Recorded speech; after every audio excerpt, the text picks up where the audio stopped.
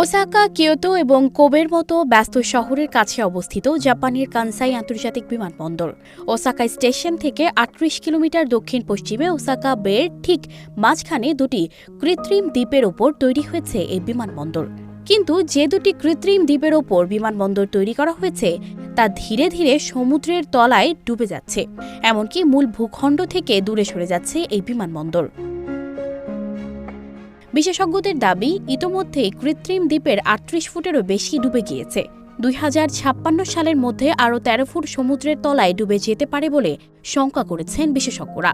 দুটি কৃত্রিম দ্বীপের ওপর বিমানবন্দর তৈরি করতে খরচ হয়েছে ১৩ লাখ কোটি টাকারও বেশি।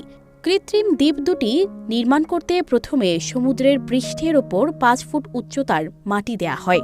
তার ওপর ১৬ ইঞ্চ ব্যাসের ২২ লাখ পাইপ গেঁথে দেয়া হয়।